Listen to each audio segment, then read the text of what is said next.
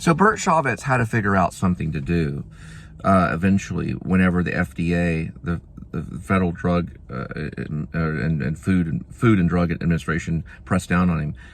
So Mainers, like I said, they're very poverty stricken, so they would give them their own, glass that had already been filled with honey, and he could not refill it, not legally. So he was getting fined, or he got fined, and he told me that he got ticketed. So Burt Shavitz decided to use his noggin. He decided to use his brain. And he went to the local library. And Burt Shavitz decided to check out a book called ABC, XYZ, and Beekeeping. It's an actual published book. So he went and he looked in the book, and he was reading, and he started studying. And while he was kind of doing all that, he liked to drive around his VW van. He was kind of a hippie. There along the road was a lady. Her name was Roxy, and she had a daughter. And he picked her up, and he's like, "Hi, Roxy, how you doing?" And they formed a relationship. And he decided to become like a father figure in her life. And at that point, he decided to revolutionize basically beekeeping in a way. He kind of did. And so instead of using honey and selling it in these glass jars where he'd have to manufacture glass jars and sell all these glass jars and then pour honey in them, which would be very costly, he decided to use the beeswax, the honeybee wax. And what he did was he read in this book, the ABC, XYZ, and Beekeeping, how to take the honey wax and turn it into like candles. So he could make a candle made out of beeswax, which is very strange. You can do this. And then you can have like a little string, and it smells like, it has a nice smell, and you can sell these candles. He did pretty good, but you don't make a lot of money selling candles unless you have a big manufacturing thing going on.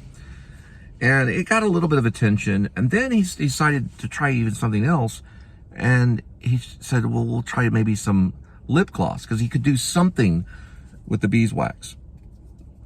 And boom, oil. Not oil, but that lip gloss, which was made out of honey,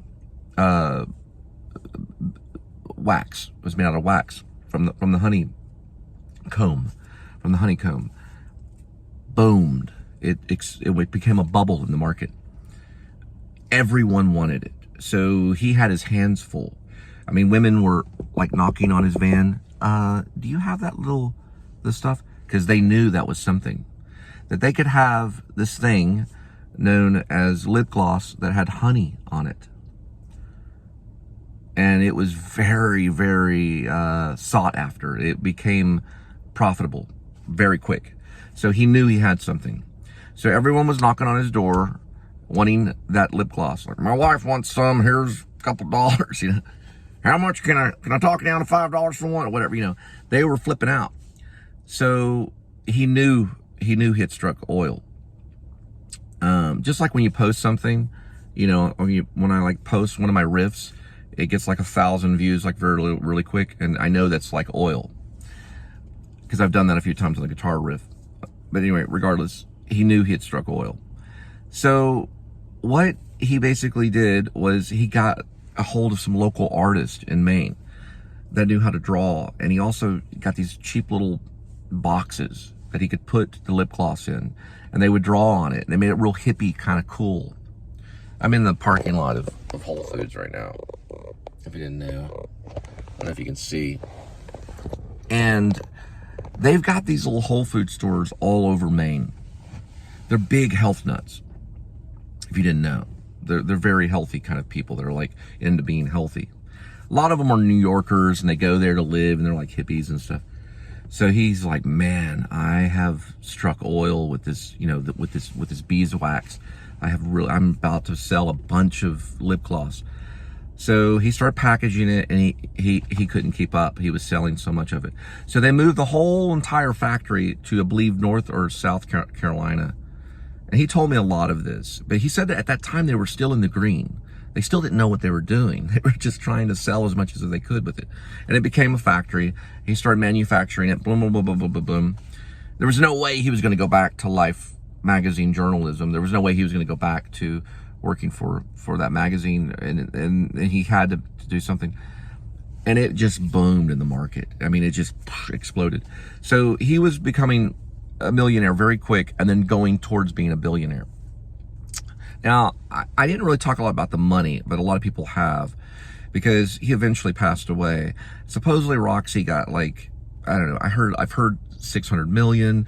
I've heard different amounts. And I've heard that Burt only dealt with like $20 million out of what, you know, he sold, which is like $1 billion. You know, it's Johnson & Johnson.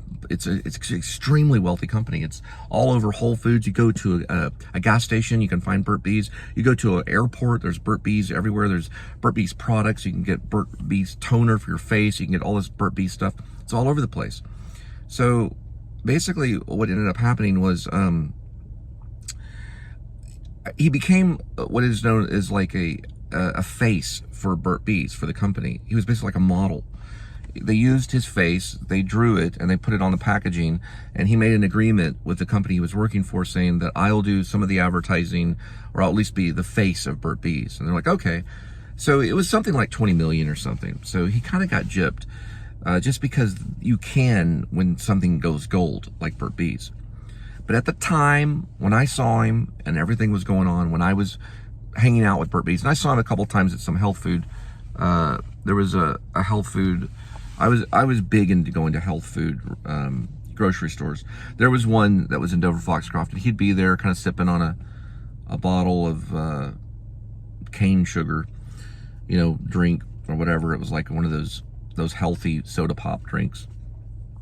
And okay, when it comes to his character, to me, he was very much like Chauncey Gardner from Being There, as close as possible, which Peter Sellers had developed.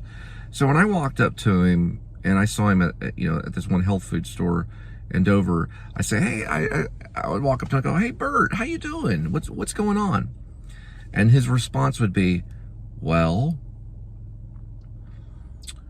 there was a raccoon that came up, and then I saw 3 deer, and there were some squirrels, and he would just list these things. So to me, it was like, okay, that's what he saw. There wasn't a whole lot to him.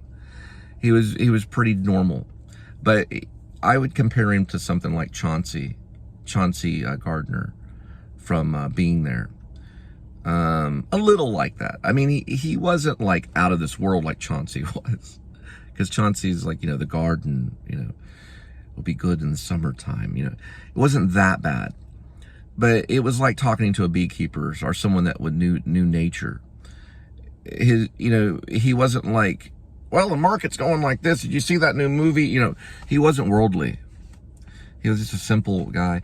But you would see him in a gas station and he'd be like reading a newspaper, like really quiet. He was the most quiet person in the room, the most tranquil, very meditative, someone that seemed like he probably meditated. I don't know if he was like a guru, like a long beard, but he was in the gas station looking through this magazine. And when I went into the gas station, because I'd go into a gas station to go to work, he'd be in there looking at the newspaper, just kind of going through the newspaper because he was a journalist. But I don't know if he'd buy that newspaper. And there was a rumor that he was very thrifty, so he wouldn't buy a lot of stuff, and just like a lot of people are in Maine. Very interesting stories. I just try to kind of tell that little side of Burt Bees. I'll do that every once in a while in this to help me, because I'm developing a screenplay around it. But I also want to find out if it was Isabella Rossellini that was behind that documentary. I'm going to go look that up and see if that was the case. So lo and behold, it was Isabella Rossellini that was behind the executive producer of a movie called Burt's Buzz about Burt Shavitz. It was her. Who happens to be one of David Lynch's wives. Or his first wife, not his first wife, but they were at least partners. So, thank you, Isabella. I appreciate that. If I ever see you in person, I will thank you for that. You've helped immensely. It's a big deal for for her to come in and do that, because I was part of that. Burt Buzz, which was executive producer Isabella Rossellini, I think Burt Shavitz was shown to a certain degree, but that wasn't really who he was.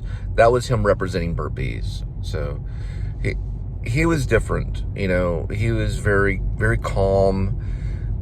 He liked to talk about nature a whole lot, and he was pretty funny, but he wasn't like Seinfeld funny, you know. I saw some of Burt Buzz. I'll have to go back and rewatch it. It's a Netflix sensation. It's a pretty good documentary. It's important. And I appreciate Isabella for doing that. I'm not upset. I was a little, okay, I have to lie. I'm not going to lie. That's what I'm saying. I'll have to lie. Let me show these people walking the dog. Okay, let me put it this way. I was a little bummed. I was a little upset when I found out that Hollywood had come in and restricted any interviews from Burt. Burt didn't have to follow that contract. He could have told them all to go to HE double hockey sticks, which is what he did with me. No, I mean, he didn't tell me that. He didn't say, but he didn't allow me to film him. But he did allow me to talk to him, so I got to hang out with him. That's like an interview. So he didn't deny me completely. He just didn't want me filming him. Now, he did take he allowed me to take a photo with him at the post office. And I got the photo with him, and then he said, why don't you frame that photo, you know, don't go put it on a bunch of social media and stuff. So I waited till after he passed away, and then I included it in my album on Facebook as to pocket it later on. Not as a feature, though. It's just, you have to dig through my album to find it. But I did do that so that I'd be able to keep the photo. He wanted me to print it and like put it in my writing desk. And I didn't want to look at him and say, hey, dude, you're not Stephen King. You know what I mean? You just own a bee company, man. Come on. That's like if I go to a golfer and go, hey, man, can I take a photo of you and then hang it in my room? Come on, man. I don't even know if I'd hang a photo of Hemingway, if I got a photo of Hemingway. Now, I would with David Lynch, though. Me and David Lynch got a photo together. I'd probably hang that in my writing room. But, or Isabella Rossellini, for sure. But, I mean, you know, I was like, come on, Burt, give me a break. I didn't say that. I didn't go like, come. I did write a song about Burt Shavitz. I think I may have spelled his name differently. The song was called Hey Burt.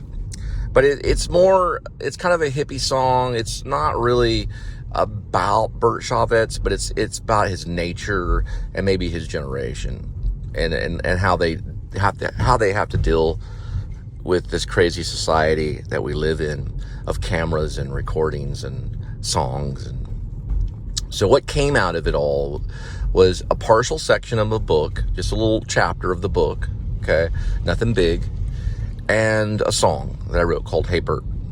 And I do have his photo. And I think he was really nice for allowing me to get the interview. I think he's a cool guy. It's sad that he passed away. I know he loved his dog. I love that documentary, though. It does bring tears to your eyes. It is well worth it. I do highly recommend it. I think Isabella Rossellini is a wonderful documentarian, even though she didn't direct it. It was done by Shapiro, but she still produced it. Look at this dog right over here. Anyway, I'm kind of glad he didn't become a photojournalist. Beekeeping is just really strange. It's a real strange profession. It's a mysterious profession because of the fact they have no fear when they do it. If they do have fear, they die. So if you're a beekeeper, you better not be afraid. You'd be dead real quick.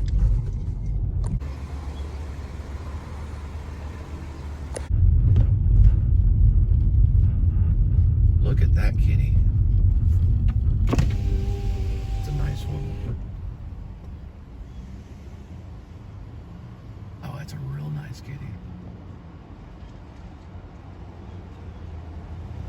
You a stray cat? Or are you just basically neighborhood cat feeding? Yeah, okay. Yeah, thanks for the interview. Appreciate. Oh, you want more? What's your name, kitty? Okay. No interviews for that cat today. He's looking at me like, you freaking nut. I'm looking for a mouse.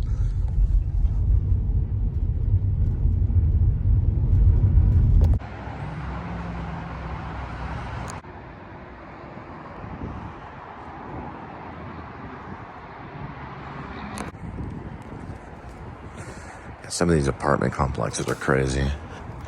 These are just sporadic. It's like Chinese nearly. Cannot figure out their whole building system. Nice pool though.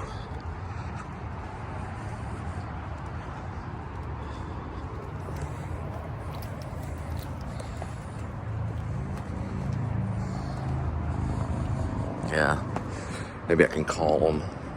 I don't think it's a neighboring one, but it probably is. I think it is. Yep. It got me into the wrong complex. It can do that. Waze had me come over here, and Waze is owned by Google anyway. I don't know if Google would have. Google Maps sometimes is a little bit different. That's actually the area over this way. Yeah. To go across that way. It's gonna be either that building or the building over there.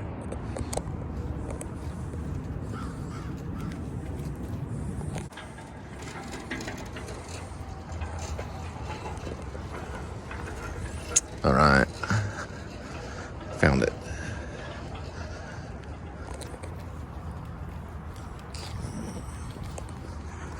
Should be able to find them. They're wanting McDonald's. It was a neighboring place. I was right. Okay.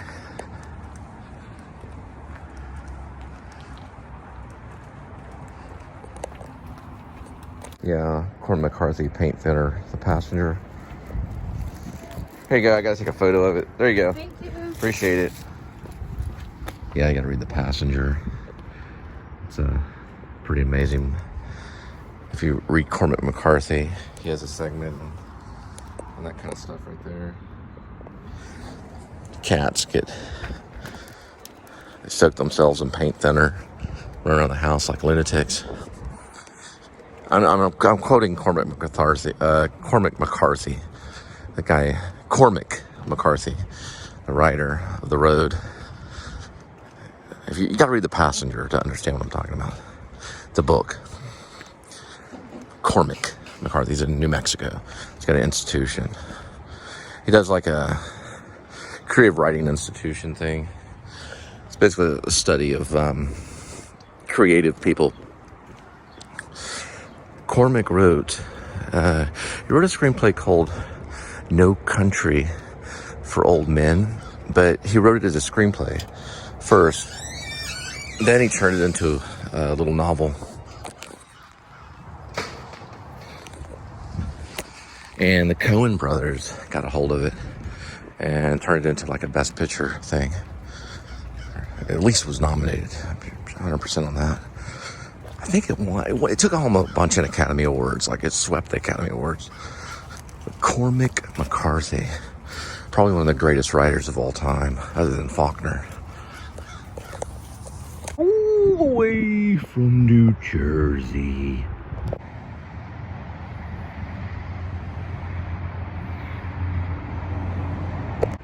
They're all the way from California. Walk from maybe 100 yards from coming from here to this apartment complex. There's like, I don't know, 10 different out-of-state plates. Not that I care.